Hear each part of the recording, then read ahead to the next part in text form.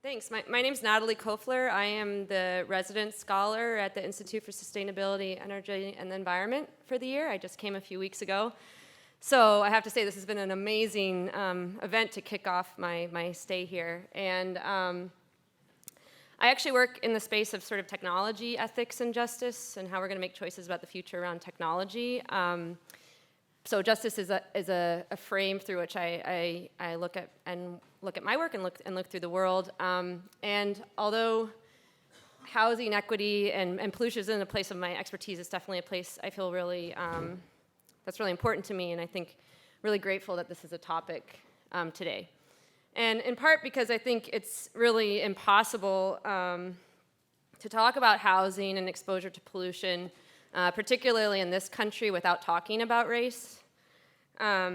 You know, and we know that since the beginning of the colonization of this country, there have been people displaced from their homes, people that haven't been able to own property based on their race. And of course, it's not my place to speak to those stories. They're not my lived experiences or experiences of my ancestors, but I can, I think, speak to my story as a white woman who's been able to be privileged by racial policies built on white supremacy in this country that center around housing.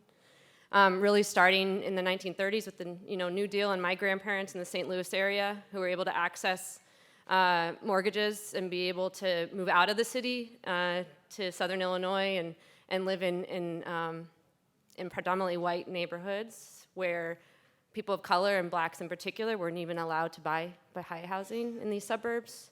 My white mother was allowed to grow up in a neighborhood with good schools that were safe, that were able to be accessed. This was in Edwardsville, Illinois, be able to access that neighborhood by highways built through East St. Louis. And today, as a white woman, I've lived a pretty comfortable life. I have a much less likelihood of developing asthma and certain cancers. If I go into a bank tomorrow, I'm likely to get a lower interest rate on a home loan than a woman of color with the exact same credit score.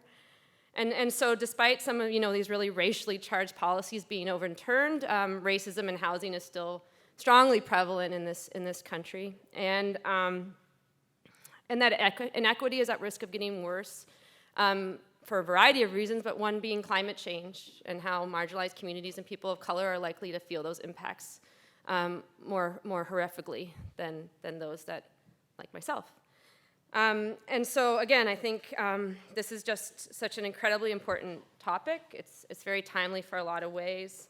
And so I'm really just very grateful for this panel, and I'm grateful for this opportunity where we're going to be able to explore not only the narratives that shape race and housing equity and exposure to pollution, but the data that's shaping the field right now, as well as the policy implications. And so I think we're going to be able to learn a lot from this and hopefully start thinking about ways to move forward in a more equitable and just fashion. And so as you can see, we have 4 speakers, so we're going to be really cognizant of time and try and move these, keep things moving. And so again, we'll, as with the other sessions, the speakers will all speak, and then we'll save time for discussion at the end. And I'm really I'll try desperately to protect at least 15 minutes for questions, because that's always sort of one of my favorite times of a session. But to kick us off, we have Brentin. He is a staff writer in the DC area for CityLab.com, a division of the Atlantic magazine that focuses on the ideas and challenges that drive urban life, where he covers issues of environmental, climate justice, economic justice, criminal justice, and civil rights. Prior to this, he served as the justice editor for grist.org, senior voting rights fellow for Voting Rights Watch, a collaboration between Color Lines and The Nation, and as part of the founding team that launched The Lens, an investigative news nonprofit in New Orleans. He is also an alumni of the Metcalf Institute's 2008 Environmental Reporting Fellowship, offered by the University of Rhode Island. And his presentation today is entitled, "When Local Narratives Control the Narrative, Why Your Sustainability Solution Won't Work."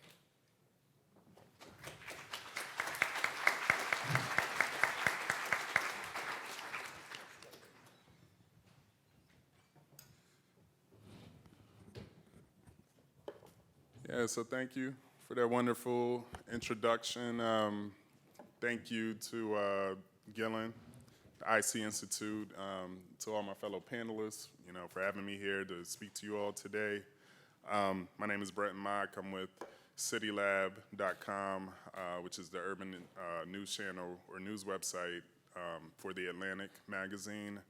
I'm going to be actually directing a lot from my presentation towards that website, and we were having a little bit of troubles with the CityLab.com website earlier. So if for any reason you can't get on, just raise your hand and let me know, and then we can see if we can have someone look into it. So once again, do I use this? Okay. So yeah, for this panel, I was originally going to come here to talk about the disproportionate pollution and housing burdens borne across Black and Latino residents, in terms of asthma, cancer, all of those disparities, but I actually don't really feel like talking about that. You probably have heard a lot about that. It's not news to anyone here that Black people and Latinos are disproportionately exposed to pollution and all of the health impacts that come along with that. The one point that I will say about that is that, no matter what we're talking about, whether we're talking about housing problems, pollution problems, health disorders, the bottom line, the common denominator on all of those is racial segregation. That is the reason why redlining, systemic racism, these are all the reasons why we have the inequities that we have today. A lot of it is also owed to the issue of displacement, which is a word that you probably heard a lot today and over the weekend. I don't particularly like to use the word displacement, mainly because I just think it's too benign of a word. If I'm sitting there and somebody comes and they want to sit in my seat, I can get up and I can pretty much sit wherever I want in this room. That's displacement. When we talk about segregation, however, we're not talking about people who are displaced. We're talking about people who live where they live because of where they have been placed, meaning they didn't have a choice as to where they ended up. And where they ended up usually is the least desirable area, the lowest lying area, the areas that are most closest in proximity to sources of pollution, flooding, all of those. People didn't have a choice. Black people, Native Americans, Latinos, they didn't have a choice a lot of times where they ended up. So tying all of that together, that's pretty much how you get a lot of these disparities, but I don't want to talk about the disparities. I'd rather really kind of talk about the narratives that exist in these communities and how a lot of them arrived at these narratives to explain the conditions of their environment. And this is particularly important because right now we're in a moment where we're pretty much trying to impose this dominant narrative about climate change on everyone, right? Everyone needs to understand what's going on with climate change. This is the dominant narrative that we all need to be abiding by. But the problem is that we can't, it's gonna be very difficult to get to this new dominant narrative about climate change because the existing narratives, the old narratives about racism, about segregation, these have yet to be reconciled. They've yet to be resolved. And they can't be neatly packed away or paved over. They still exist. And these are the kinds of things that I have time and time again have encountered in my reporting as I've reported on communities that have been, who've been exposed to climate change impacts, pollution, talking about how people describe why these things are happening to them in their communities. This slide right here, this is New Orleans, right after Katrina. It's a school bus. This is one of the breached levees. There's a story behind this slide that kind of is emblematic of what I'm getting at here. Basically, right before Katrina, maybe a month or two before Katrina, the then mayor, Ray Nagin, he had consulted with a bunch of disaster consultants, disaster experts, who had come into New Orleans, and they told Nagin, they were basically consulting with Nagin to tell him that, look, you have this like 1 in 500 year storm that's about to come to New Orleans. You need to prepare for it. So Nagin is consulting with these guys. They're trying to figure out evacuation strategies. One of the things that was going on right before Katrina was that the state of Louisiana had been closing all of these schools in New Orleans. And as a result of that, there were all these like extra school buses left over. Hundreds of them, right? They were just sitting in a lot in New Orleans. Nobody was doing anything with them. So one of the people that Mayor Nagin was consulting with says, hey, the city should actually commission these and deploy these in the event of a disaster so that you can help evacuate the people out of the city. Mayor Nagin said, that sounds like a good idea, but that's gonna cost a lot of money. We gotta repair a lot of these buses, there's liability. I think we'll pass. Plus, we got these dope levees. They're gonna keep us safe, so we don't even have to worry about evacuation. Of course, a month later, Katrina happens, and the rest is history. This picture right here is kind of like, the reason why I like it is because it shows like this school bus smacks into a levee, which is kind of, emblematic of everything that was wrong with the way that the local government was preparing for disaster. Their priorities were not on that. Their priorities were on something else. And of course, after Katrina, there was this blame game that happened, right? After Katrina happened, the city was like blaming the U.S. Army Corps of Engineers, saying like, hold up, how come these levees weren't as dope as you told us they were? And the Army Corps of Engineers, they're like, well, we tried to make them doper, but like there was local opposition, and I mean, there was all of this blame game that was going on. But the bottom line is that government at all levels let down the people, and of course, it was black people and poor people who were disproportionately impacted by those Katrina floods. And so in that one example, you just kind of have this confluence of these varying narratives of explaining like why the flooding happened, who was impacted, and how come you didn't do this, and how come you didn't do that. Also coming out of Katrina, I don't know if some of you remember the infamous green dot map. So after the flood subsided, there was a plan that Mayor Nagin's, what was it, Danielle? Bring Back New Orleans Commission. So they came up with this plan about how they were gonna rebuild the city.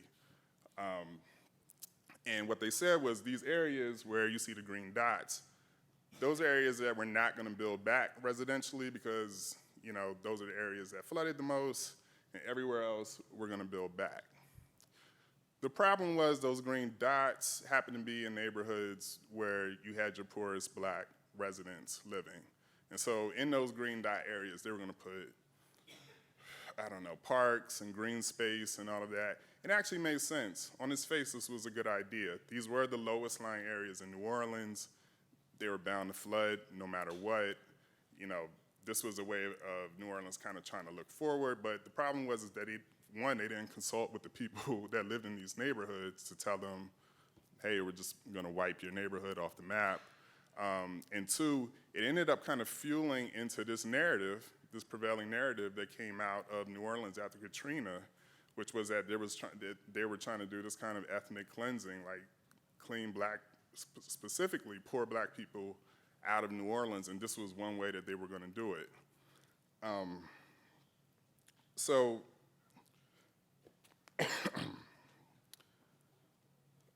here's the three things that we kind of learned from these cases that I just brought up.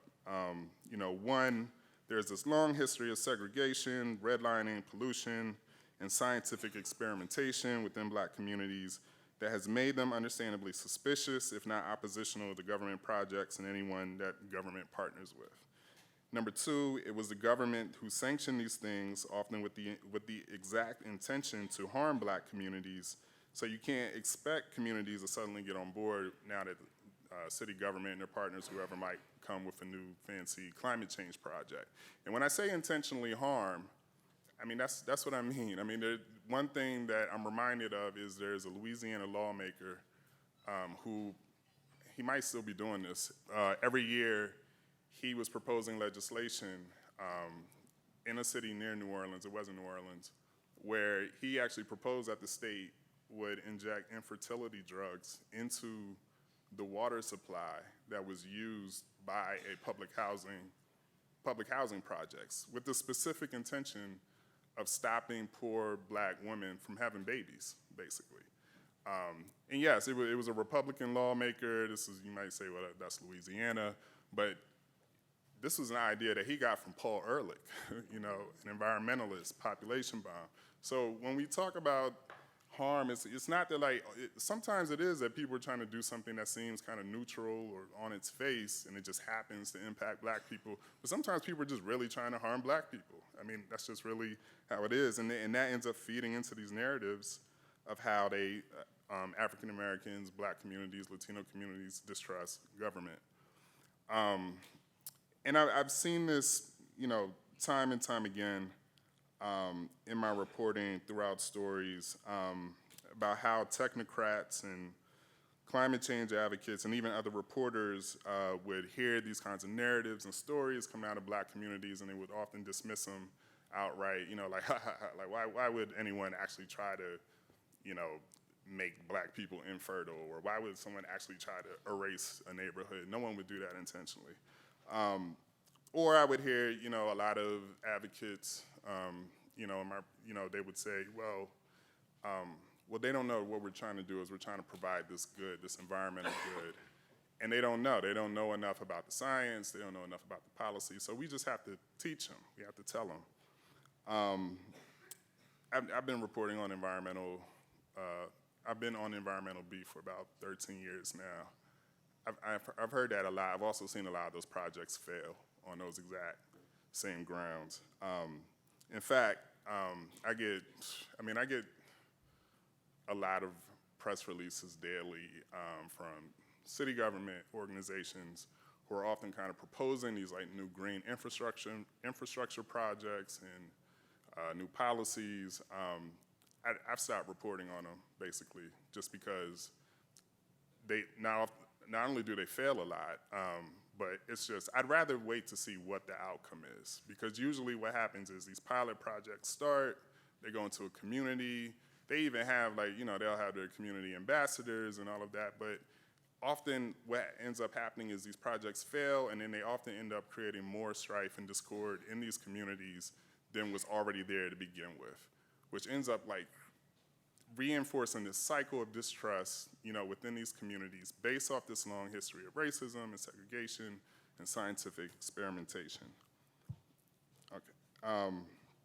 So I was glad when I came across the work of Dr. Christine Carmichael out of the University of Vermont, who was developing this body of work around heritage narratives, which the definition is an account of a community's origins and an explanation of how it developed into its current state in terms of culture, economy, politics, and the natural built environment.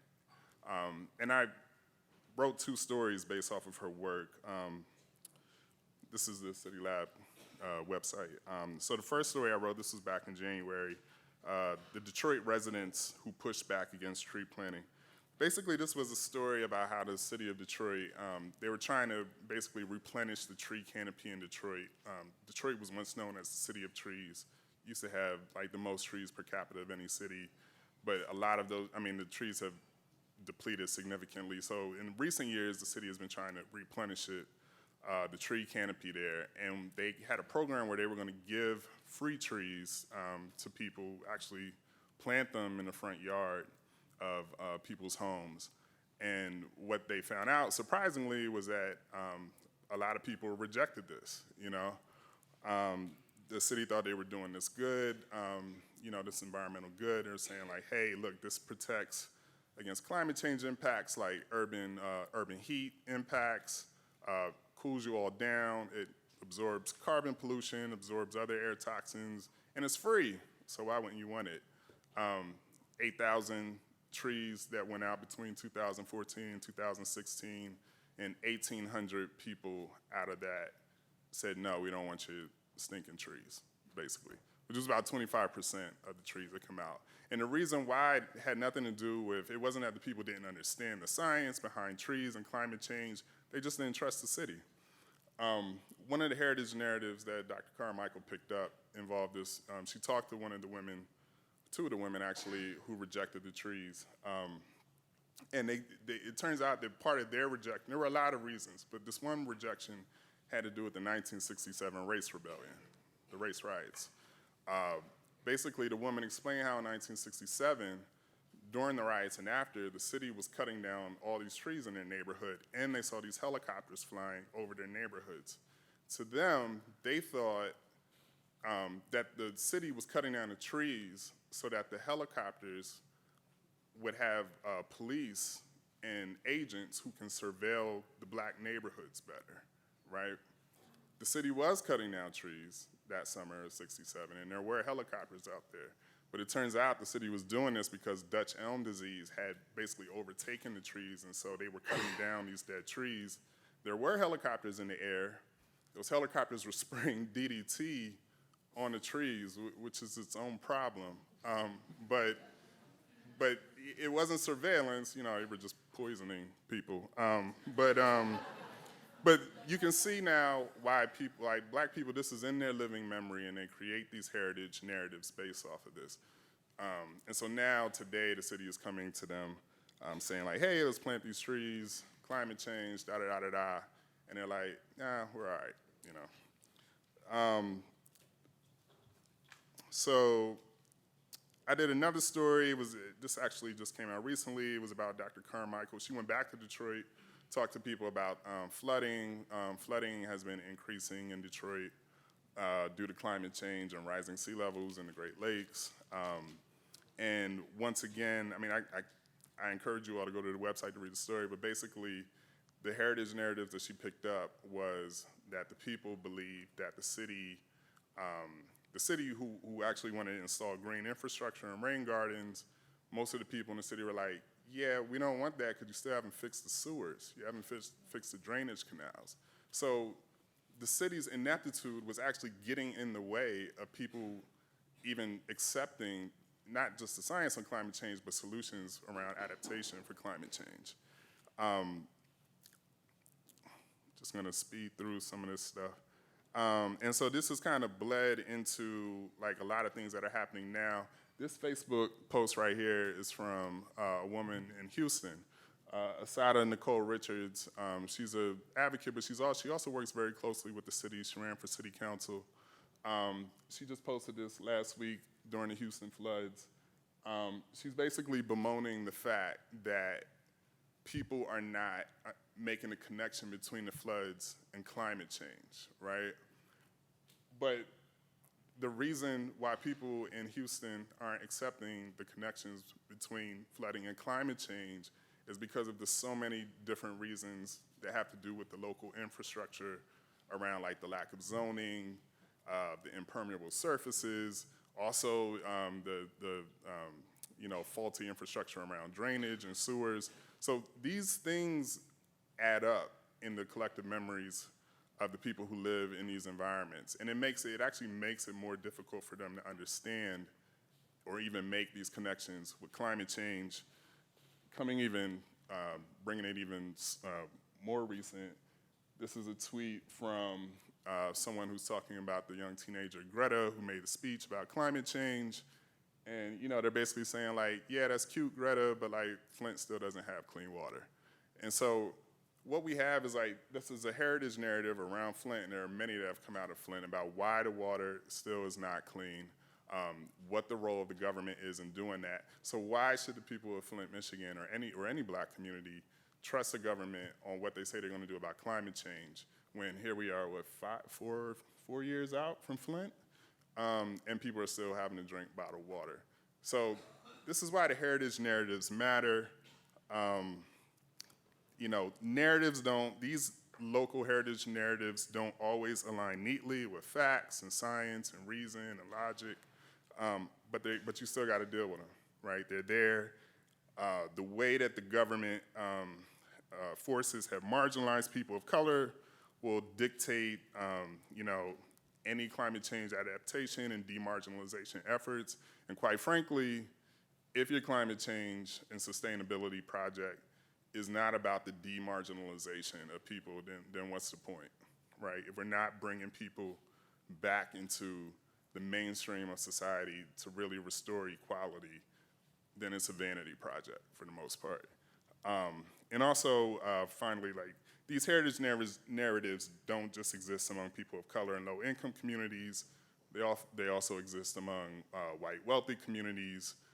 And we see this when we talk about, like, whenever the state or the city proposes putting affordable housing in, say, a wealthy neighborhood, the NIMBYism comes out, people saying, not in my backyard, I don't want affordable housing next door to me. And they themselves have all kinds of heritage narratives around why or what they think affordable housing will bring into their wealthy community.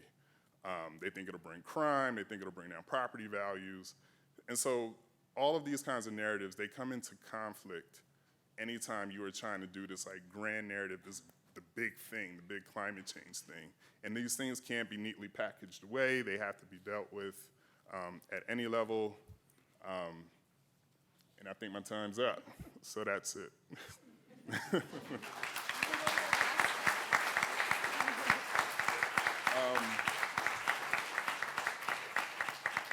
I'm gonna steal a minute of one of your times real quick just to plug. Please check out, these 4 stories right here kind of deal with a lot of these heritage narratives at CityLab.com. This is my email.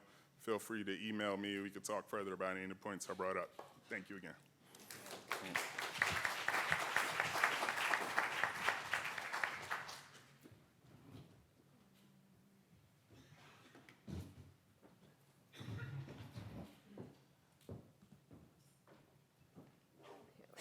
I'm going to introduce you quickly. Do you want to, how do you normally show this on the PowerPoint? Put it on full screen. Thank you, Brentin. That was great. And our next speaker is Spencer Banzhaf. He is a professor of economics at Georgia State University. He received his PhD in economics from Duke in 2001. He specializes in estimating households' values or demand for non-market goods such as environmental quality. 2 themes of his work are the distributional welfare effects of environmental policies and the effects on welfare measures of interactions among local environmental amenities, local real estate markets, and the demographic composition and structure of cities. In particular, he has studied the way these social mechanisms interact to drive the correlation between pollution and poor households, as described by the environmental justice movement, and his talk today is entitled Environmental Justice, A View from Economics.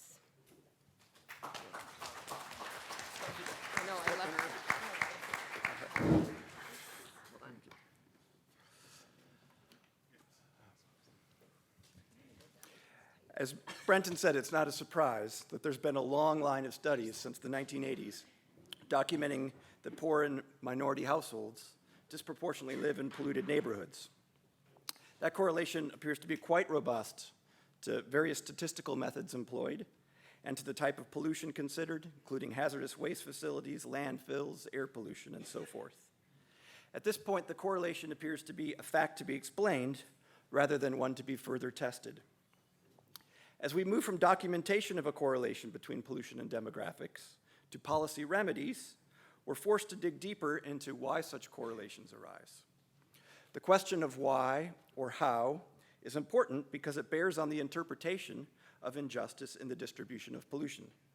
For example, there could be an intention among some to harm others, Brentin, as you mentioned, or to steer goodies to a few. Even if there is no discriminatory intent, there could still be a question of distributive justice. For example, if the observed correlations are a consequence of socioeconomic processes mediated through real estate markets and housing decisions, then the focus of distributive injustice shifts from environmental quality per se to the underlying distribution of income and market power. Moreover, the effects of any policy remedies would be mediated by these same socioeconomic processes. Accordingly, they may unravel the policy's intended effects or even impose unintended ones. Scholars and others have offered various ways to think about all this. Today I want to introduce 4 that have been considered by economists. One simple and potentially simplistic explanation is just the discriminatory intent, or what economists call pure discrimination, or more vulgarly, taste-based discrimination. The notion here is that firms or political actors make production choices, including pollution emissions, based partly on their differential preferences for the welfare of different groups. If they put greater weight on the welfare of whites, they may systematically steer pollution to minority communities. I think this is certainly part of the story, as we were just talking about, but there's the potential that some will say, well, if that's all the story, then they can set it up as a straw man to be knocked down too easily. Notice how limiting it is for what would qualify as discrimination and how hard potentially it would be to prove. My own economist colleagues typically make the mistaken assumption that that is all there is to environmental justice, and then that premise guides a lot of their work. So for example, they might start by looking at simple correlations between pollution and racial composition, and then start adding economic and political factors as statistical controls.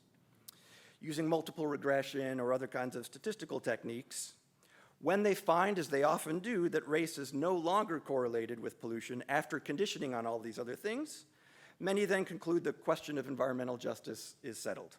There is no discrimination, no injustice, because there's no direct linkage to race after controlling for all the socioeconomic and political factors correlated with race. Of course, that doesn't really close the discussion at all. Indeed, the environmental justice literature has always held a much more nuanced view of these kinds of socioeconomic processes. Of course, they are complex and subtle. That only invites more careful consideration of the justice in the social processes. Similarly focused on firms' behavior, a second explanation is that firms locate their pollution-generating facilities based on economic factors that maximize their profits rather than on the basis of demographics per se, but these factors in turn are correlated with demographics. Relevant factors might be access to inexpensive land, to transportation networks, or other firms in their supply chain. Another might be access to low-wage labor, which coincides with the poor almost by definition. Ann Wolverton of the US EPA has explored such factors in a study of polluting firms' locational decisions and finds substantial evidence for this kind of process. Third, there may be a connection through regulatory agencies, again perhaps from discriminatory intent, or not so much proactively as reactively to complaints about environmental conditions from local citizens. As with the squeaky wheel that gets the grease, those agencies might be more responsive to better organized, louder, and more powerful politically powerful citizens. If environmental justice communities lack political organization and connections, this dynamic would give rise to the observed environmental justice correlations. I think that touches on some of Dr. Bagg's points yesterday. While plausible, this last explanation has found mixed empirical support from statistical studies. On the other hand, there's compelling anecdotal evidence of such a phenomenon going back to the origins of the environmental justice movement. In Warren County, North Carolina, for example, in Kettleman City, California, in the California's Waste Management Board's infamous Sorrell report, and more recently, of course, in Flint, as we talked about yesterday. As this is a session on housing, I'd like to spend the bulk of my time on a fourth explanation known as coming to the nuisance, which essentially reverses the causality. Regardless of the reason pollution occurs in an area, residents will find it undesirable. Accordingly, demand for real estate in the area will fall, and so too will real estate values.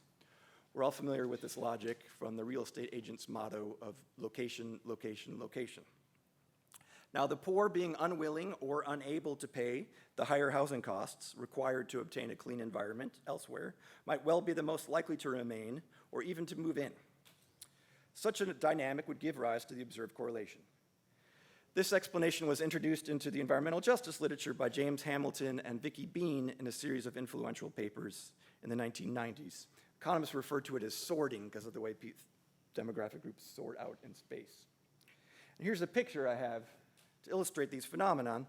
At the top, I have environmental quality, or its absence.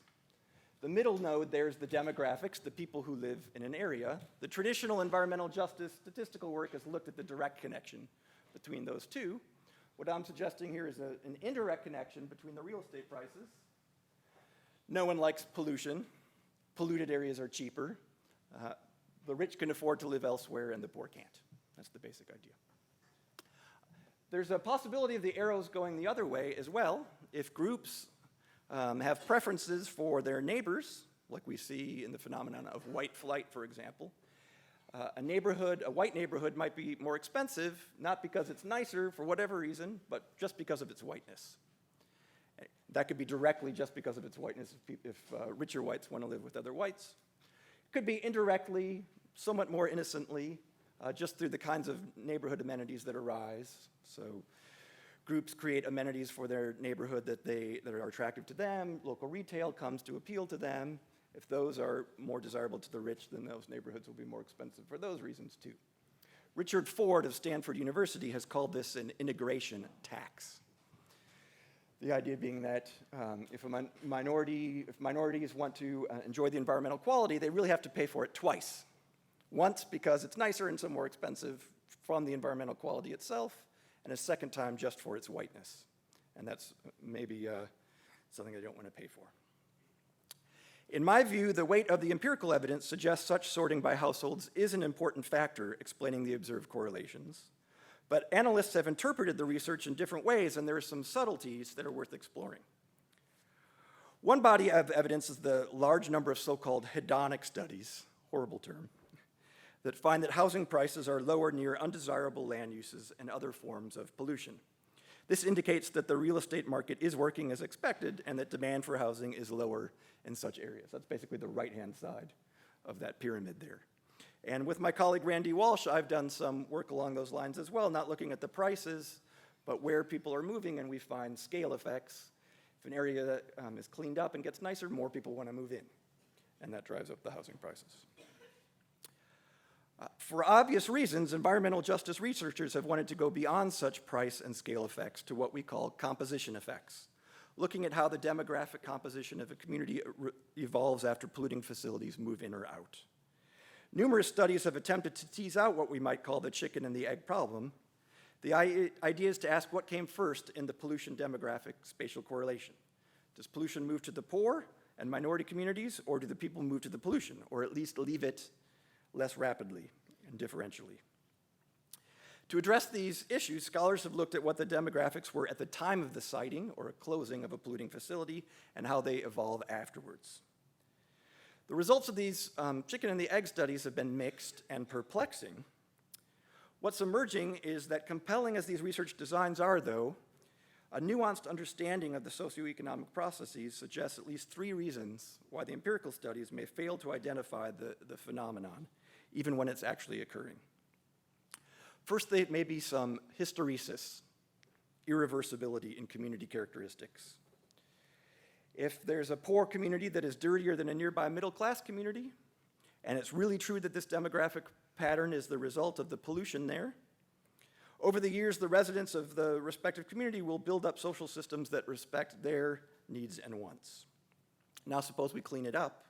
Removing the pollution removes the initial impetus for the observed demographic sorting patterns, but given the pecuniary and psychic costs of moving, and given the other neighborhood amenities that have formed to suit the needs and wants of the residents, the neighborhood's character may not change as rapidly as simple models would predict, so we might not see that much gentrification. In other words, removing the cause doesn't reverse the effect.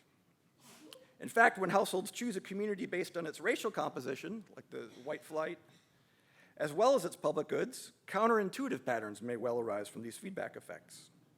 Communities might become less white after cleanup, even when such sorting is solely responsible for whites residing elsewhere, avoiding it in the first place. The idea is this tax on integration that Richard Ford coined that term, where minority households are unlikely to pay for the privilege of integration when there's no other reason. A second problem in interpreting these chicken and the egg studies is the fact that researchers have to compare the outcomes in the communities where the pollution is observed to changes in other communities, to a control group, if you will. But choosing the control group is tricky.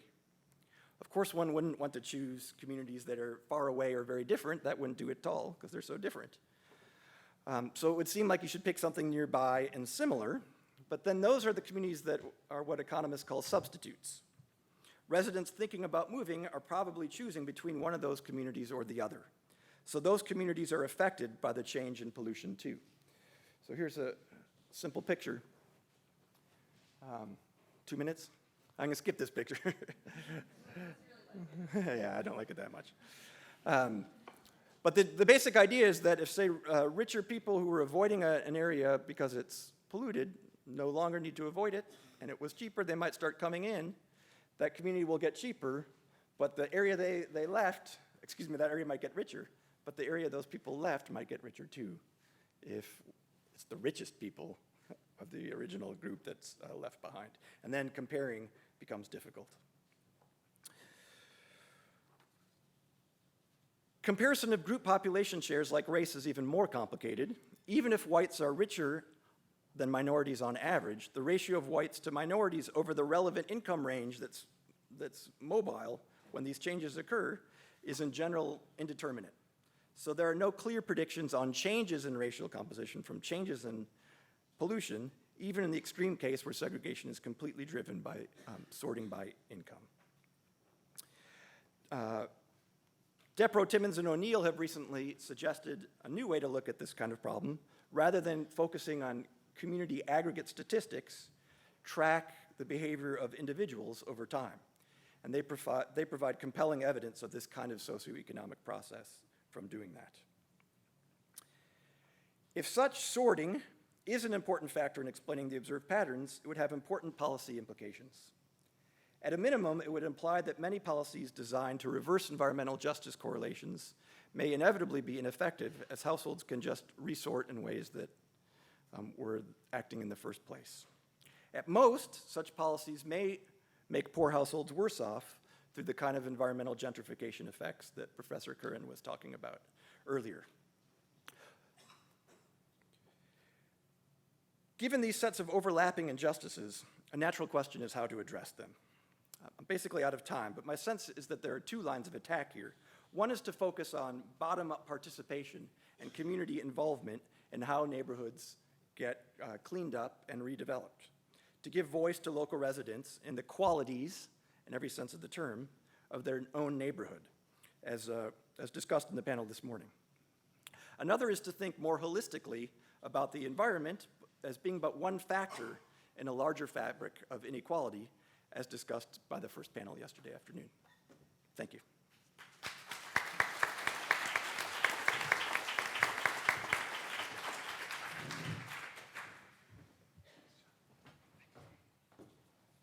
Thank you, and thank you to everyone so far for respecting the time constraints. It's been really beautiful to watch.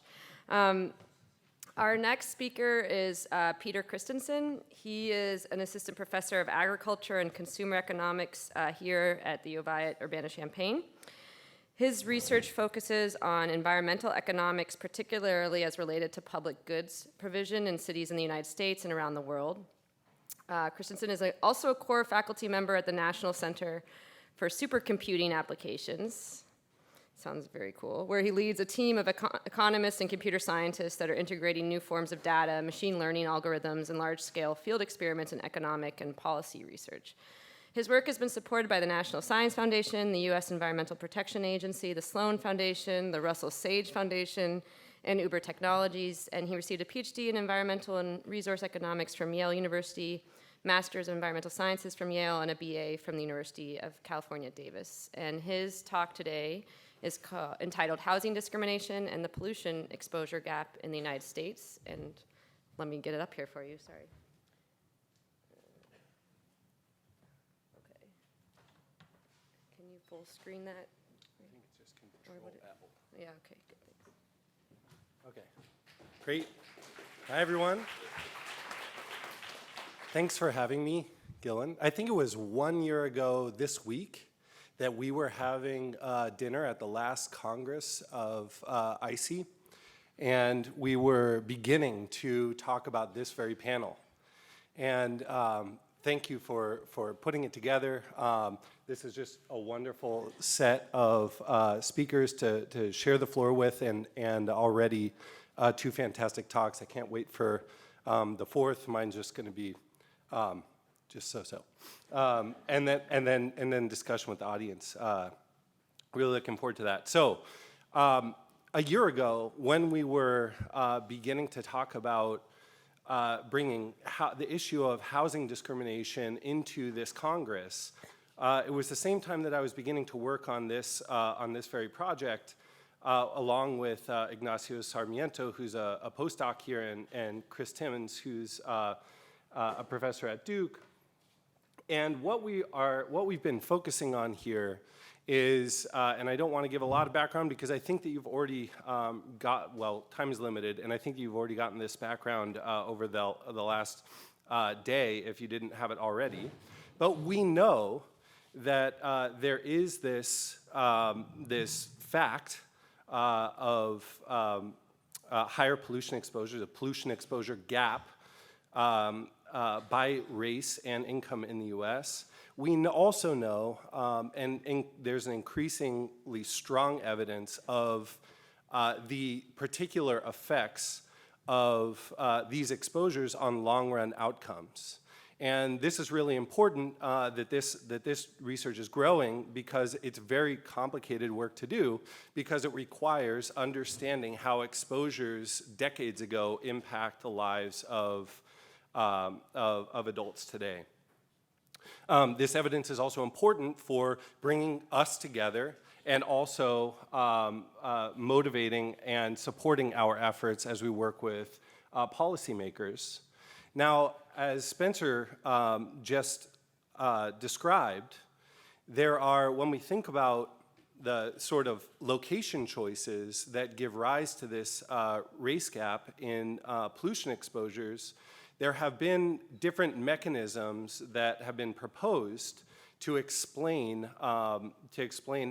this gap, the emergence of this gap. And there are a variety, but the 2 sort of dominant theories tend to be that there's this sort of difference in income due to persistent income inequality in the United States that leads to differential patterns of sorting as pollution either gets cleaned up or new sources emerge within a city. But that is different fundamentally from discrimination itself in the housing market in a few very important ways.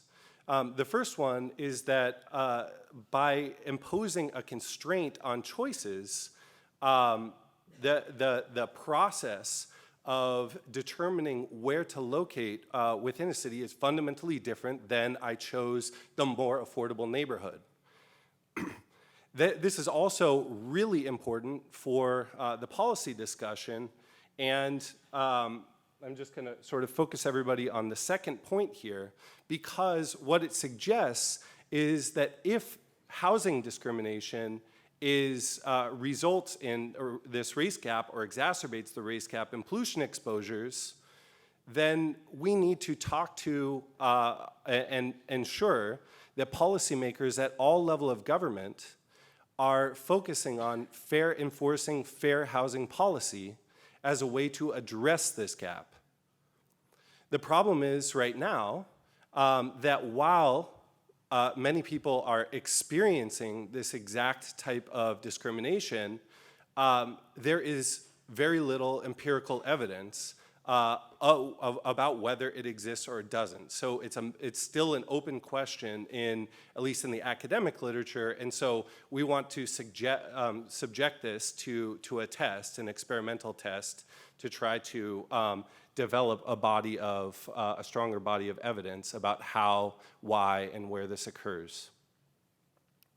The research design that we're using in this study is a correspondence research design where effectively we are creating fictitious identities and then using those identities to contact providers of rental housing in various markets of the United States. So we're interacting with housing brokers, property managers by the thousands. And we're varying the name of the, randomly varying the name of associated with the individual making an inquiry about rental housing. Of course, this is one of a variety of methods that are available, but it's one that has been used now for a few decades with a lot of empirical support behind the racialized perceptions of names and associations that we can make use of to ensure that effectively we are, through our study, capturing the direct effect of implicit biases and discrimination on the likelihood of responding to such an inquiry for housing. This correspondence research design is operating on online markets for housing, which are not, of course, the only platforms available or don't comprise the entire market for housing in the U.S. and leave out important segments of the U.S. housing market. However, this allows us to uniformly and in large scale study this question. How are we doing this? So we are effectively targeting an entire housing market, simulating the experience of somebody a renter who is looking for housing at any given time, at a given moment in time. We're collecting information on all of the options available in an entire market. And then, as opposed to prior research designs that were developed in the 1970s and 80s, instead of sending individuals, and this is an alternate methodology that we've also used in our work, sending individuals to conduct audits using a random sample of maybe 5% or so of properties in a market. We are interested in simulating the experience of exclusion or discrimination using the entire sample of available properties in a market. So that requires that we move beyond a few RAs or auditors to something larger.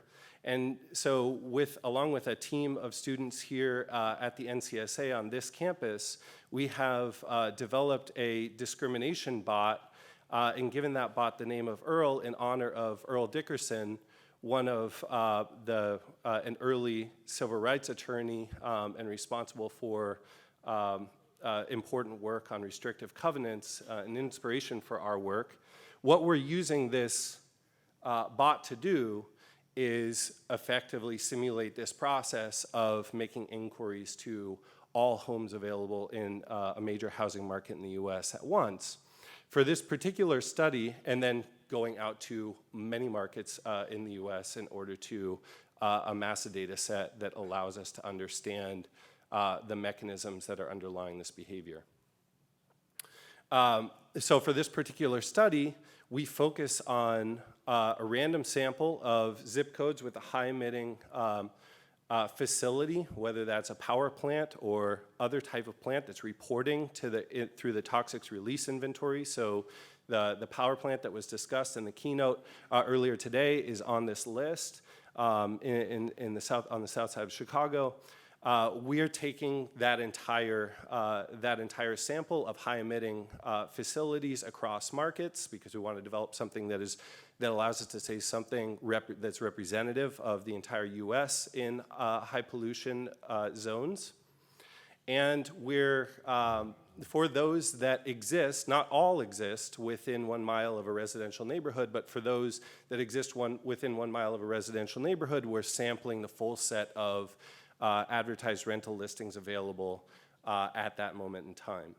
We then randomly assign one of 18 names that are associated through this other work done by Michael Gaddis at UCLA on racialized perceptions of names in the United States,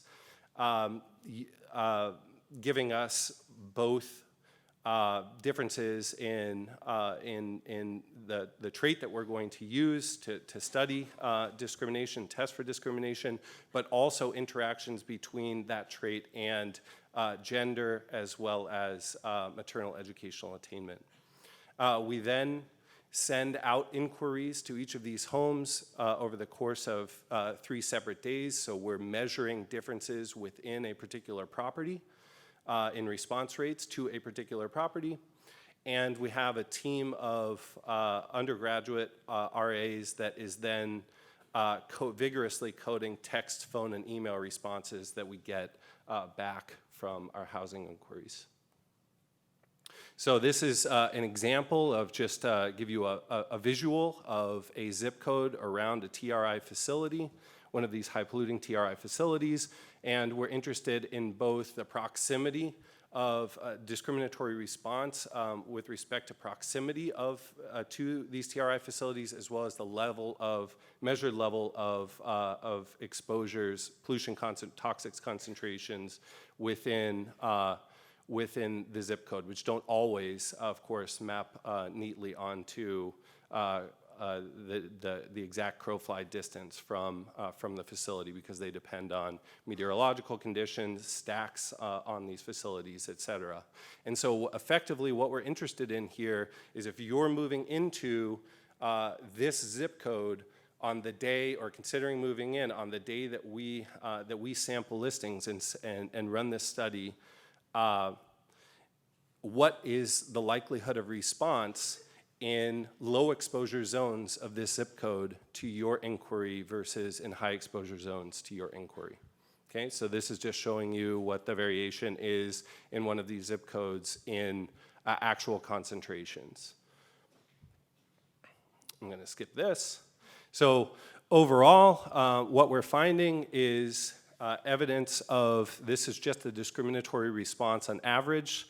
So the way to read this is that responses to a minority name overall within our sample receive we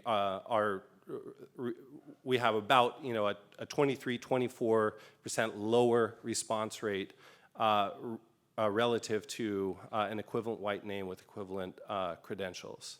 And this, we see some differences for Hispanic Latinx names versus African American names, with a much stronger response on average for affecting African American identities within our sample.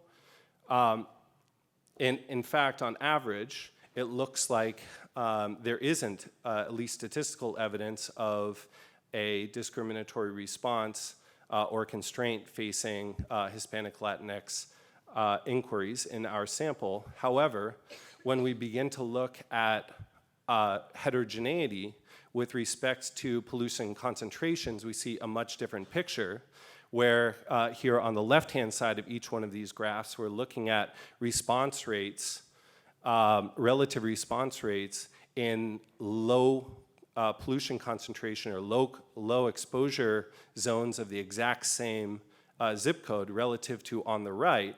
And on the right, we see that basically there's no statistically different response rate in high exposure zones, but there is a substantial and statistically different lower response rate to each one of the individual groups, as well as the combined group in low exposure neighborhoods. And in fact, there is some evidence of a higher response rate to inquiries made from a Hispanic Latinx identity in high pollution zones of these zip codes, such that on average it looks like there isn't a discriminatory response, but that's because response rates are lower in low exposure neighborhoods, and there's a countervailing higher response rate in high exposure zones. We then look by distance to a facility. And there's evidence in the economics literature that shows that just living within or being exposed in utero to toxic emissions through a residence within 1 mile of one of these TRI facilities leads to important impacts on gestation and birth weight, and we find a statistically important discriminatory response using that exact same measure. We then look at the heterogeneous response to male and female names, and we find a much higher discriminatory response to male minority names. We also look above at housing that is above and below the median rent line. We do find a stronger response in to above median homes in or properties in high exposure neighborhoods. However, whether it's higher or lower, a lower rent property, we still find this discriminatory response that is clear and stable across the pollution concentration distribution. We also look at the demographic composition of the neighborhood within which, this is the census block group of the neighborhood where a response is, where an inquiry is being sent. And we see that in properties that are in white neighborhoods that are further away from facilities or at lower exposures, we do see a stronger response. But even in neighborhoods with a high minority composition, we also see that those neighborhoods, we also see evidence of a discriminatory response in those neighborhoods when they're low exposure neighborhoods. So that basically sums it up. I think maybe we're evening out the time here, but basically we see this strong evidence of that discrimination in the housing market is constraining choice sets in a way that is consistent with higher exposures for both African American and Latino renter identities in our data set. This suggests to us, and hopefully it will suggest to policymakers, that there is a clear role for the enforcement of fair housing policy in addressing the environmental justice concerns that we've been discussing throughout this Congress. It's something that is often talked about, but that isn't formalized as a matter of federal policy. At the very least, in fact, we're defunding the programs of enforcement of fair housing policy throughout the United States, and this suggests that that could be having a deleterious effect on the households who are moving in during this exact time. Thank you.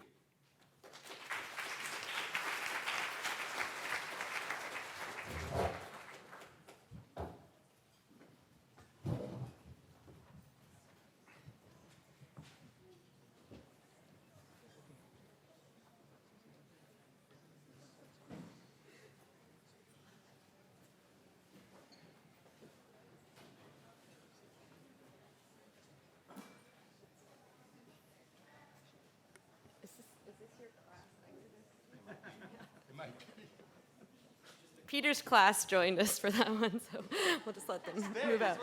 There's like some other great talks too. But our final speaker is Rachel Morello-Frosch. She's a professor in the Department of Environmental Science, Policy, and Management and the School of Public Health at the University of California at Berkeley. And as an environmental health scientist and epidemiologist, her research examines race and class determinants of environmental health disparities among diverse communities in the US, with a focus on environmental chemicals, climate change, drinking water, and linkages between environmental sustainability and social equity. In collaboration with researchers, regulatory scientists, and community partners, Morello-Frosch has developed scientifically valid and transparent tools for assessing the cumulative impacts of chemical and non-chemical stressors to improve regulatory decision-making and advance environmental justice. She has applied these methods to inform the implementation of climate change policy in the state of California. And her talk today is Harmonizing Sustainability and Environmental Justice Goals in Climate Change Policies, the Case for California. You've got your little thing here with you. Hi, everybody. I'm standing between you and coffee, so I'm going to try and be quick but succinct. So I think as other folks have already pretty eloquently said, there is what we like to call a climate gap. We sort of put forth this term a while back in 2009 when the feds were seriously considering a climate bill to try and put equity as part of the conversation around climate change. But again, it gets at all of the themes that people were talking about in terms of the extent to which communities of color, either within the United States and globally or disproportionately, being affected by climate change are the least responsible for it, both in terms of health, economics, and other kinds of structural challenges facing climate change. And I think in reality, as Brentin said in his talk, probably, I would argue that Hurricane Katrina is probably the first time in terms of a public discourse on issues of climate justice within the United States, kind of put it front and center and made those conversations mainstream, if you will, even though communities who are on the front lines of climate change have been having these conversations for quite some time. And so if we look at the sort of demographic shift that has occurred as a result of these disasters, with Hurricane Katrina among one of them, the huge shift that's happened in the city in terms of having lost nearly 30% of its population, 36% of its African American population, compared to about 15% of its white population. The other thing I just want to highlight here, I'm not going to talk extensively about it, but is this question of generational equity. There's been a lot of talk about that with the climate strikes. People are talking about that in a very kind of future-oriented way, but I would argue that's happening right now. I come from the land of earthquakes and wildfires, and we've had some doozies in the last several years that have had ubiquitous impacts, even though they've had very concentrated community effects, like the complete destruction of Paradise, California last year. This is a study we did on the 2003 wildfire in Southern California, and at that time we were wondering, can we see a signal in terms of adverse birth outcomes as a result of women who happened to be pregnant during the time that this fire happened? And we were actually surprisingly able to see that on average, women who happened to be pregnant during this major fire event and living in Southern California had on average between a 9 and 6 gram decrement in average birth weight. The other issue that people have alluded to is looking at the disparate impact of heat risk. And there's been some really nice work done by colleagues all over the place. This one I am particularly partial to because it was done by a colleague at the University of Michigan, Marie O'Neill, looking at differences, black-white differences, mortality rates associated with heat waves. And this study was done a while ago, and they were looking at Pittsburgh, Detroit, Minneapolis, and Chicago. And as you can see, this blue panel here on the left is the mortality risk for black residents in these cities. And on the right, in this pink panel, are the same mortality risks faced by white residents in those cities. And the thing that you see here on this x-axis is the prevalence of access to air conditioning, which is sort of an immediate, short-term adaptation mechanism, if you will. And you can see that African Americans are least likely to have access to air conditioning. Not to mention other work that has shown that communities of color and the poor, even if they have that access to that in their house, they're often more likely to deprive themselves of turning it on because of fears of the costs of using it. In California, I've been very interested in this issue of heat island risks and documenting green space. This is something that is a large conversation in my state as an adaptation strategy. Initially, we were just looking kind of descriptively of what's going on with the distribution of tree canopy and impervious surfaces in the neighborhoods of major metropolitan areas in my state of California. In this case, Los Angeles, Sacramento, San Diego, and San Francisco. And you can see here, this is LA, Sacramento, San Diego, and San Francisco.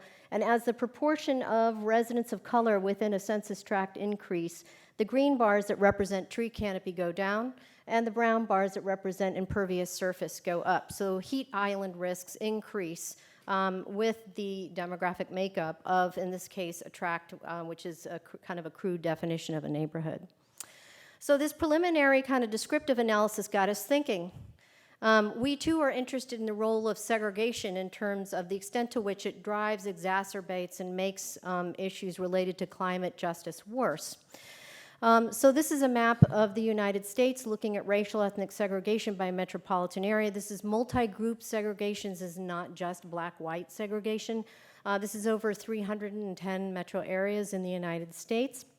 So the areas that are darker tend to be considered hyper-segregated. The places in orange and yellow are less segregated.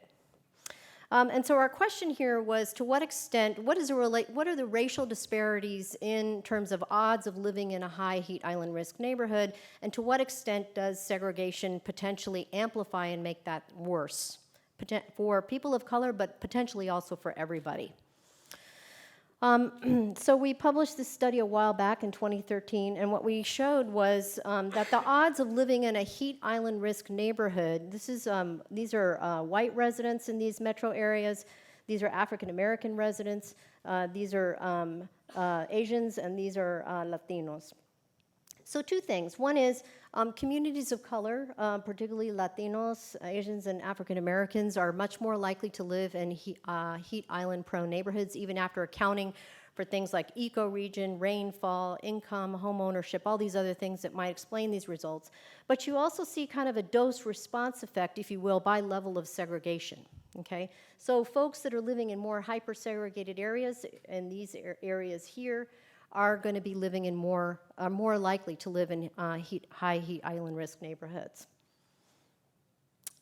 So the implications of this, I think, speak to the need to really be, when we're thinking about climate change and mitigation, we have to be incorporating environmental justice perspectives, equity perspectives, and really be thinking about what drives racial residential segregation and the extent to which segregation itself and inequality itself is potentially degrading inequality, is degrading environmental quality itself, in this case, the risk of living in heat island neighborhoods. So I want to switch gears a little bit. So I'm fortunate to live in a state that actually has a climate change law, and we've been implementing it now since 2006. It mandates very ambitious reductions in greenhouse gases. In 2016, we passed a new iteration of it called SB 32, which mandates even more ambitious greenhouse gas reductions, about 40% below 1990 levels by 2030. So, this policy, which had been in the works, it was passed in 2006, but there had been a long period of conversation that this was going to be happening, and under a Republican governor, I might add, which was another kind of interesting thing. During 2001 and 2011, 8 oil and coal-fired power plants shut down in my state. Some of it had to do with the fact that these plants had sort of run their life course, if you will. But I think other reasons were that power companies kind of saw the writing on the wall, and that with climate change laws, these plants were no longer going to be economical to run. So I'm an epidemiologist and environmental health scientist, and this provided kind of an opportunity to look at what we call a natural experiment, although it's not really natural. Because reductions of pollution from things like coal-fired power plants or natural gas power plants, or the shutting of them down, reduces greenhouse gases, which is awesome for climate change, but it also reduces local emissions of other pollutants like particulate matter, volatile organics, and other things. And so what we wanted to see was, can we see a signal in terms of in terms of birth outcomes by looking at what happened when the plants were running, and then what we see after the plants have been shut down. So we looked at births in the state of California, and we allocated exposures based on when mothers were pregnant, and whether or not they were born, and mothers were pregnant when the plants were running versus mothers that were pregnant when plants were not, with a washout period in between. And then we geolocated the mothers at a different distance radii from the plant. And we did what's called a difference in difference analysis, which allows you to look at the difference in time, which I just described, but then also separate potential differences in things like preterm birth and fertility rates that might just be general trends that you're seeing in the state that might not have anything to do with the closure of power plants themselves. So what did we find? Two things. One is pollution levels, at least for particulate matter, that we could document using monitoring data, did go down in the wake of these plants closures in localized areas where these women were living. And most importantly, if you look here, we saw on average, this is within 5 kilometers of these power plants, and this is within 5 to 10 kilometers of the power plants. We saw an average 2% decrease in preterm birth rate overall for between pre and post. We also saw stronger effects for Asian moms in terms of benefits and reductions in preterm birth, and African American moms, although this confidence interval is quite wide, so it's not statistically significant. So I just want to give you a little bit of a context. I can tell you for a fact that if we discovered a drug that reduced preterm birth rates by 2%, it would be considered a blockbuster drug, and everybody would be figuring out how to invest in that drug company. So that's a huge reduction. The other thing that we found was that we did another analysis, which I don't have time to talk about today, but you can read the paper. We did see an increase in fertility rates in those areas near the power plants as well.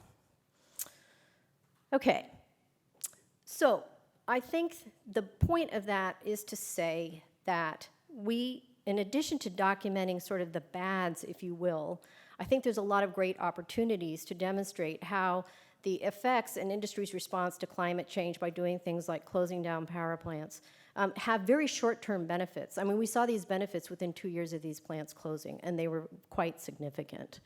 So it's not only just looking ahead way in the future in terms of climate change, but very short-term, very significant public health benefits that inure particularly to communities of color that are hosting these facilities nearby and that have been trying to shut them down for a really long time. Last thing I want to talk about is a controversial aspect of our climate change law, which is a cap and trade program, which basically enables industries to, the government auctions permits. Many of them are actually initially given for free for them to emit carbon. And the idea is to decrease the amount of carbon allowances floating around, and that will signal and give companies the flexibility to reduce their emissions over time that's not too costly. So the upside of that is that now industry has to pay for something they used to be able to do for free, which is emit carbon, but there's an equity concern, and EJ advocates have raised that they feel that the problem is that most of these facilities are located, disproportionately located in communities of color, and giving industries an opportunity to quote unquote kind of buy their way out of the problem rather than directly regulate them to reduce carbon emissions sort of deprives them, these communities, of the co-benefits, if you will, of the short-term pollution reductions like PM, volatile organics. So here's an example. Here's one regulated facility. It's a power plant in Bakersfield, which is in the Central Valley. This facility emits about 41 metric tons of PM10. And here's the ExxonMobil facility, which is in Torrance, California, very highly populated area, and it emits 415, an order of magnitude higher PM10. And so they emit the same amount of greenhouse gas emissions. So from a kind of carbon accounting point of view, you know, a reduction anywhere in either of these companies is great. But from an EJ point of view, if you're not incentivizing this place to reduce, which emits a lot more PM10 and has a lot more folks living around it, then there's something wrong with the policy. So the question was, to what extent is the cap and trade actually doing what it said it was going to do, which is reduce carbon emissions in California and particularly reduce it locally within the state? So we sought to look at this issue, which we published last summer. One issue is just to kind of make clear is that these communities disproportionately host a lot of these regulated facilities under the cap and trade program. Thank you. So you can see that the number of greenhouse gas facilities increases in terms of the number of people of color that are living in them. And then by another metric, using the Cal EPA's Cal Enviro Screen Score, these communities tend to be more disadvantaged. So what did we find in terms of the performance of the cap and trade program in terms of incentivizing reductions of greenhouse gases, and in particular, incentivizing them within the state, which is what EJ communities have been concerned about? So the verdict is a little bit complicated, but overall, greenhouse gas emissions in California have gone down. Part of that has to do with the fact that many of those reductions have occurred because companies have switched to other energy providers that were high carbon, and so they get a lot of credit for that. So if you account for out-of-state and in-state greenhouse gas reductions, overall, California's greenhouse gas reductions have gone down. However, if you look just within the state in terms of greenhouse gases going down, the story's a little mixed. So if you look at changes in annual average greenhouse gas emissions after implementation of California's cap and trade program, if you look by sector, it varies a lot. Anything greater than 0 would indicate that things have gone up. So in sectors like cement, electricity generation, even refining is kind of an unusual one because during this period, one plant had to shut down for reasons not related to the cap and trade program. But a lot of sectors actually, from a local perspective, didn't do that great. And in some cases, their emissions went up. Okay? So this EJ equity concern about the need to incentivize local reductions so that communities can get the benefits now seems to be borne out. And I think with this next round of assessments, we'll see whether or not this trend has changed. And I'm hopeful that maybe it will. The other aspect of our market trading system that now is being changed in part as a result of some of this research is that a lot of firms used offset credits to get credit for their emissions reductions. And so again, a lot of these offsets were investments in projects that were outside the state of California, not within the state. Many of them were for forestry projects and other kinds of things in places that were not anywhere near California. So California residents weren't even benefiting from the offset investments of these offset credits. So EJ advocates have really expressed a lot of skepticism and resistance against this cap and trade system and these market-based strategies because they don't address what they perceive to be as equity concerns and addressing and ensuring that we get the biggest bang for our carbon reduction buck in terms of getting the short-term co-pollutant reductions in the communities that need it the most so we can get those health benefits like the ones that we saw with the power plant closures. However, and EJ advocates sought to try and file suit and stop the cap and trade program, and they lost. But as a result of that loss, a lot of groups got together and said, okay, firms are now paying a lot of money into the general fund in this cap and trade program. We want to make sure that these investments for climate change mitigation adaptation are invested in the communities that need them the most. And thus was created the Greenhouse Gas Reduction Fund. This requires that investments and the co-benefits of greenhouse gas reductions, 35% have to benefit so-called vulnerable and disadvantaged communities, and 20% have to be invested in those neighborhoods directly. So it could be things like transit, solar, urban forestry, all kinds of things. We have helped the state develop what's called Cal Enviro Screen, which was kind of similar to what Kimberly was talking about, developing mapping tools to decide where you're going to do these investments. In Illinois, it's about the energy jobs legislation. Here, it's about where we're going to identify communities for investments of the Greenhouse Gas Reduction Fund. A lot of this got an immense amount of community input along the way. You can check it out if you haven't already. Lots of indicators to develop those map screenings.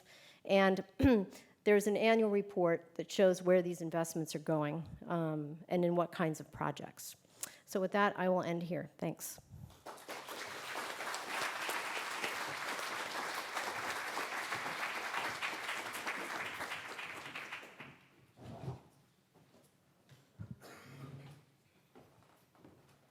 Okay, so I think in the way we have in the other panels, we'll just kind of open it up directly to the audience for questions. But thank you again to our speakers, and I think it was a pretty interesting kind of mix of different kinds of talks. So I think we have a pretty broad idea around thinking about race and equity and housing and pollution.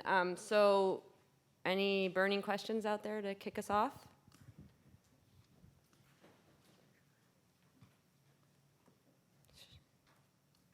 No? That's great.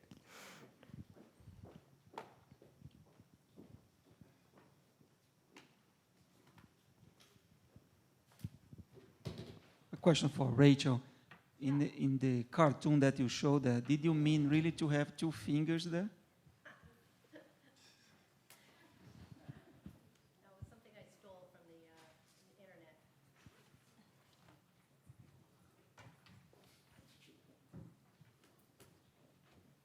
Can I open up with a question? Yeah. For the fellow panel member? Is this on? I hope so. For Brentin, I was interested in your story about Detroit and the tree planting. And it's something that, it's the kind of story we hear a lot about a lack of trust. And I'm wondering if you saw any efforts to overcome that distrust and examples of success of that, either in Detroit or elsewhere. Yeah, that program, Christine Carmichael, her study took place, she surveyed residents between, I believe, 2014 and 2016. She also surveyed the people who work for an organization called the Greening of Detroit. I think that's it. Yeah. So they were the organization that partnered with the city who actually went out and administered the tree planting and solicited people's permission to plant the trees. And she did share that her results, with the Greening of Detroit, they took that into consideration, and they actually did. They kind of revamped their model such that they weren't. I don't want to oversimplify their approach, but they basically went from a model where I guess it was less of like them imposing the trees on the residents, and more about going in and talking with them and establishing more of a relationship and trust with the residents, so that they could, with the homeowners, kind of come up with a plan for how they were going to get the trees in. So there was impact from this study on that. Thank you.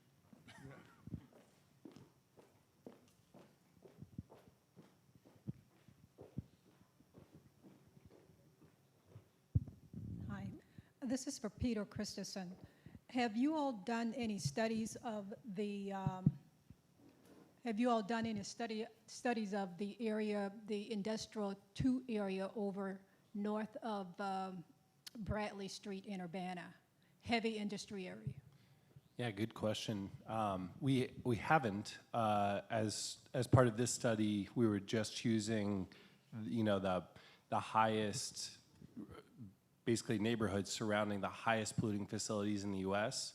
But we have now several ongoing studies that are looking at different types of exclusionary behavior and discrimination, and I am really interested in doing that locally as well. So I'd be interested to talk to you afterward if you have particular thoughts about, what the boundaries would be or the dynamics at play that you think we should look at. Thank you.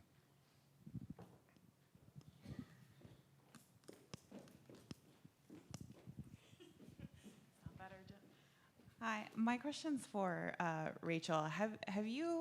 Is there any way to compare, different kind of carbon emissions strategies like a carbon tax? Would there be any way to compare kind of health impacts or justice outcomes from like a hypothetical if California had introduced a carbon tax rather than cap and trade or other kind of policies? Could you think of any way to make those comparisons?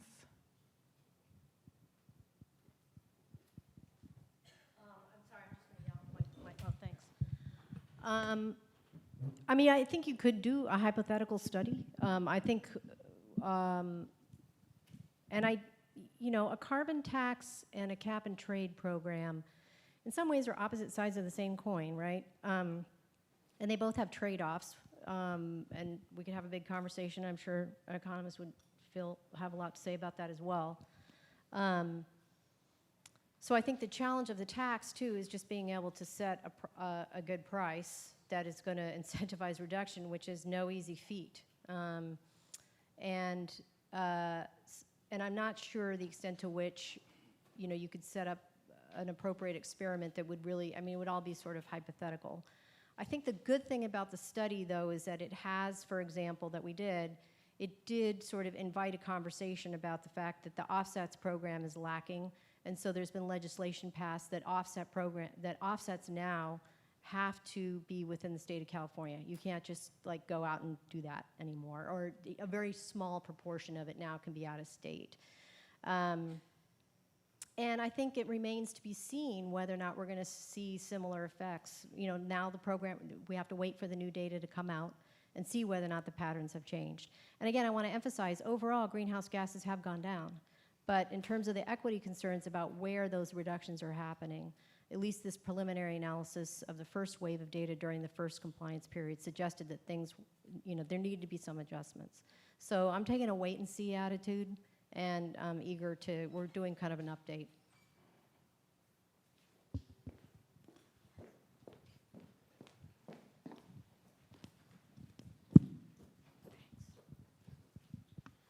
Hi, thank you. That was a really instructive panel.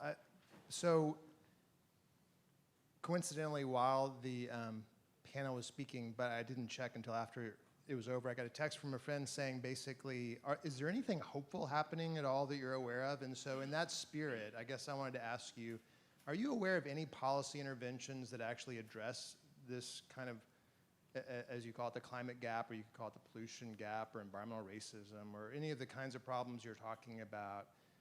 Because there are real legal constraints, but the bigger constraints, of course, are inherent in our kind of racially biased system. But are you aware of states, policies in California that go beyond simply saying, well, we're going to at least start keeping track of where we are placing the environmentally harmful sites? Is there anything that you've come across that you're like, actually, this is an example of how you could address this problem? Thanks. Yeah. So I think the Greenhouse Gas Reduction Fund was one way of making lemonade out of lemons from an equity point of view. When that lawsuit around cap and trade was lost, people got together and said, okay, let's make sure these investments are around infrastructure in the communities that need it the most, and mitigation strategies. The second policy that's happened most recently in California is something called AB 617, which is a policy that aims to do more localized, community-based strategies for characterizing air quality, and more than just characterizing it and developing monitoring plans, actually doing things to try and clean it up. So that's in the process of being rolled out. It's been, I think there's an immense amount of enthusiasm about it. I think it has high potential. I think to the extent to which it's going to be effective still remains to be seen, because it's been only about a year and a half. But the goal is to do more localized clean air action plans, and to give the states more central, the California Air Resources Board, which is the state regulatory board, more authority to help communities do that, because there's a lot of variability among communities in California in terms of the extent to which local regulators are addressing community concerns. Some are great and others are not. And so the idea is to even the playing field and to really help enhance the capacity of communities to address pollution locally. If I could talk, like in your coverage of some of these stories, is there, I'm sorry, I'm not talking. Are there any examples you can, that, you know, you can? No. No.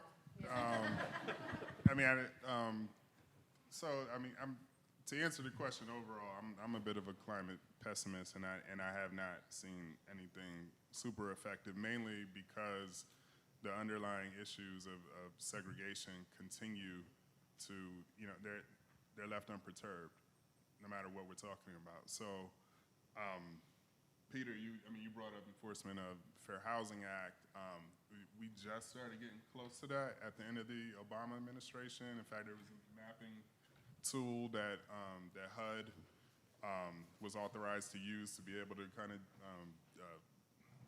map where basically where housing segregation needs are, and to the extent that climate pollution and tracks with segregation, this was going to be like a tool that housing authorities could use in order to redistribute and reallocate housing resources to break up that segregation at the very least. And then the Trump administration came in, and Ben Carson came in and got rid of that. And then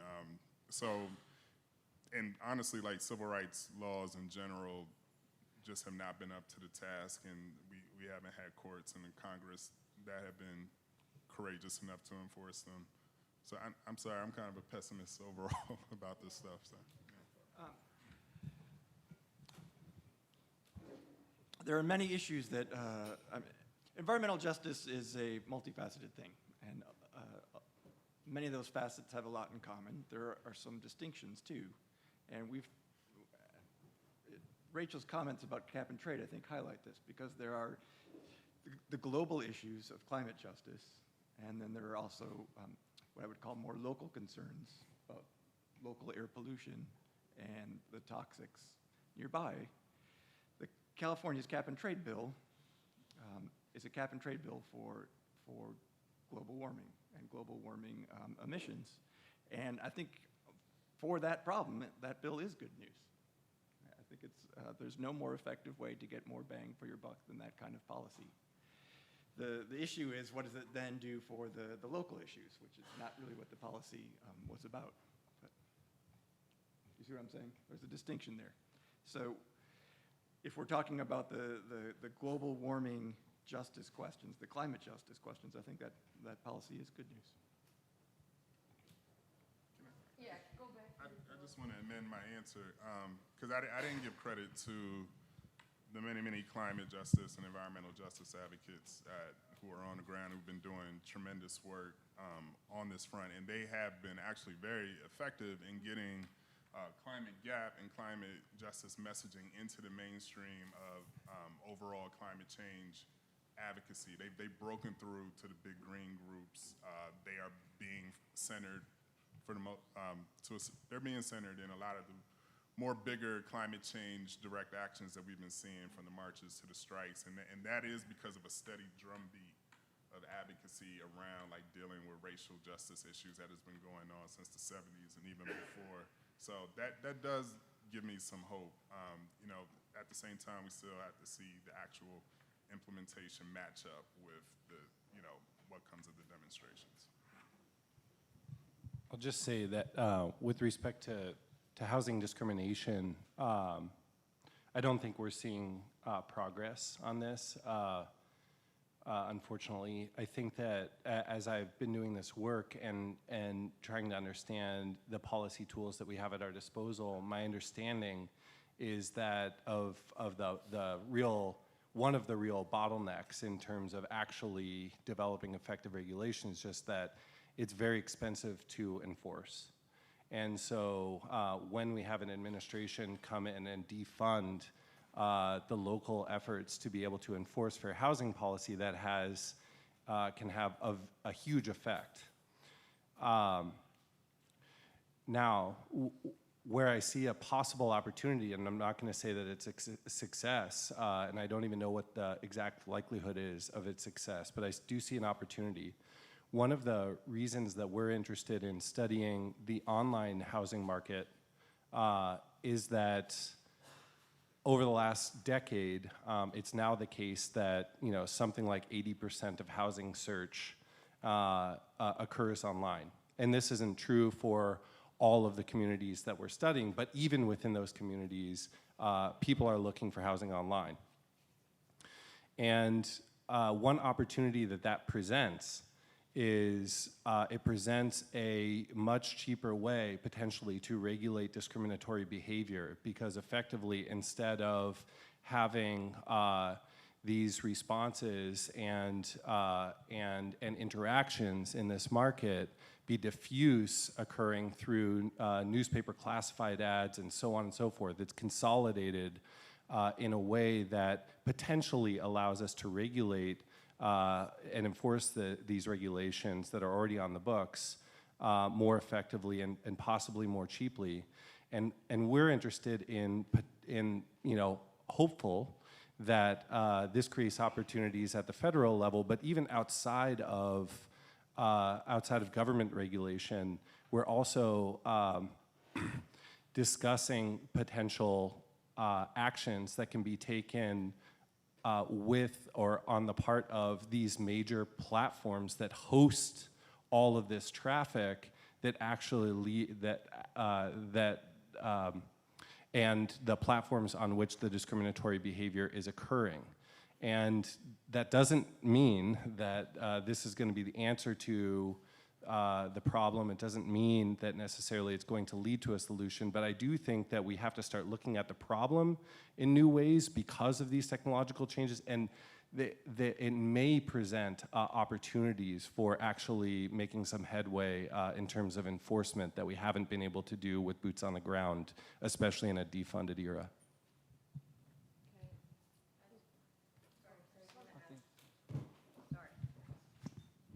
One thing about this issue of inequality and segregation, it's not just a question of who bears the burden and kind of the typical EJ question. It's also about the fact that it is in and of itself a driver of climate change and environmental degradation. Like if we can't solve the equity thing and the segregation thing and the lack of civil rights, we're not going to solve the environmental problem without solving the equity problem. It's a driver. So for example, we've done studies where we have shown that exposures to ambient air pollution and carcinogenic compounds are higher in more segregated cities. Why? Because people have to drive longer distances to get to the basic services because people are living farther away from things like their jobs and basic services. This study I showed you, heat island risks are worse in cities that are more segregated for white people too. It's not just people of color. It's worse for people of color, but everybody who lives in a more unequal place is worse off, okay? There's all other indicators, a lot of other good research. So if we don't address the issue of equity, we're not going to solve the issue of climate change and environmental sustainability. That's good. Thank you. Would you like to follow up with your question after that? Yeah, I think each one of you touched different aspects of the question I would like to pose, and I would like to hear from each one of you. But I understand that it's a little, I mean, each one of you focus on local aspects of the issue, and this is more global. Is that climate change is a global issue? So how the global versus the local effort pair with each other? If you have to put priorities, how would put them?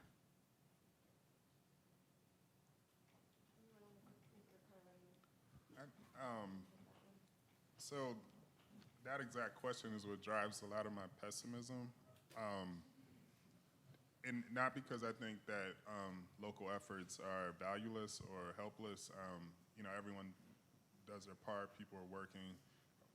People on the front lines, their lives are on the line. So I don't want to take anything from that in terms of people who live on the fence lines and front lines of climate disaster. But when we think about this in a global perspective, what I am concerned about is basically like this message that we say a lot in the environmental justice world, and it's been uplifted a lot, which is underdeveloped countries, people of color, low-income people, they're going to bear the brunt of climate change. They're going to be disproportionately burdened. They're the ones that are going to catch it the worst.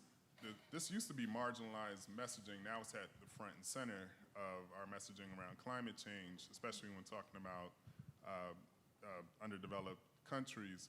And my concern now is if we keep pushing that message that it's the poorest people and people of color who are going to catch it the worst from climate change, then why should I, if I was a white, wealthy person in a developed country, why should I even care? especially if I think that I can buy my way out of it, if I can just build a wall around my house or a spaceship to Mars or whatever. If I'm a racist, if I'm a white supremacist, I probably see climate change as the revelations and, this is what God's will, yes, clean them off the earth. So I'm actually I'm more concerned that the existing systems of racism and white supremacy are so entrenched, not just in the US, but especially in the US, that I don't know that we have done a good enough job of getting through to those people for them to care about it on the actual global level.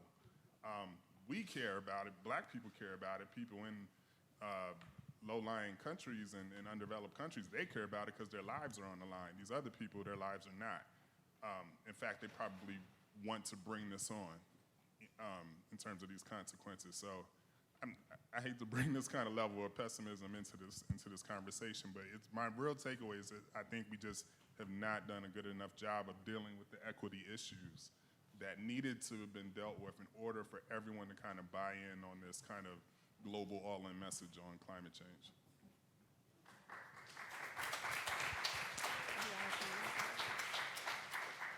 We're going to do one quick last question. Are you sure? Yeah, Okay. that's fine. Brentin, thank you for that. I think I guess I just want to raise the question, and this is particularly for the economists on the panel, because I think I'm wondering, I come from a school where there's a lot of emphasis on environmental economics, and there's a lot of emphasis on doing studies to kind of prove continuously that environmental racism is a thing, right? This is no shade to y'all, but I'm just it feels like it can feel sometimes like we're on a merry-go-round, right? And we can't take, right, the power inequity, right, and the racism for granted. And I'm wondering how, I guess it's a twofold question, right? First, how you see your work in conversation with works of environmental sociologists, critical race theorists, folks who've sort of been tracking this for a long time. I'm sure you've had these conversations before. And then two, sort of what would it mean for your work? And I think this is a real question for all of us, right? What would it mean for your work if you actually took for granted that racism is a thing, right? This is a thing. We don't need to spend another 30 years proving that it's a thing. And what does it mean for the actual work? So and again, because we all do this, right? We all engage in this, a lot of us in environmental social sciences are all engaged in this, let's prove the disparity. But we actually, all we do is prove the disparity, and it ends up feeling like we actually can never expend our precious energy and time and resources to thinking about, well, what do we do about it? How do we intervene? And yeah. So I just wanted to put that out there. Yeah, so I completely agree with you. There's times within this project and others that I have on the same topics where I think, are we just testing the obvious? Are we just demonstrating the obvious? We already know that this occurs. But on the other hand, I think that I also see a complicated and sometimes it can seem circular, but also I see evidence that policymakers and governments, we heard in the keynote today, are responsive to this evidence. And even though it may seem like it is sort of simply affirming something that we already know, especially in the lived experience, I think it adds value. And I think what we have to ask ourselves and each other every day is, what value does that particular piece of work have? And especially, as you mentioned, across disciplinary lines. And we do interact in this forum and others across disciplinary lines, especially on this very issue. We need to hold each other to account and also understand the value of each other's paradigms for the work that we do. I'm certainly, the work that we're doing right now is certainly supported by sociologists. In fact, it wouldn't have been possible without sociologists, and that's why you see those citations there. Economists have also been thinking about this for decades, but it doesn't necessarily mean that we've been able to ask the questions in the same way or provide the same evidence. So I do think we're building, and the question we have to ask each other is that the best use of our time in this moment for that particular piece of evidence, or what difference is it going to make? And that's a longer discussion, but I agree that it's something that we have to be asking constantly. I do. Well, thank you for that, because I had hoped for that to be the theme of my talk, really. To me, I agree with you, that should be, the facts should be more or less settled at this point. And then the question is, what are the socioeconomic processes? What are the ways that racism is manifesting itself in different forms? And what are the implications of those different forms for effects, for different points of attack, if you will, on the problem, and how they can come back to bite you in the ass if you're not thinking through what the various mechanisms are that are at work. That was what I was trying to get. And I think most economists don't think about the issue very much at all, actually, to answer your question. And the interest in my work has not come really from economists much, but from geographers and sociologists that I work with. Okay, well, I just thank you to our panelists, and I think this is on, I don't know. I think it's a nice reminder. Well, many people don't forget this, but just the fact that there's systemic racism throughout, all sorts of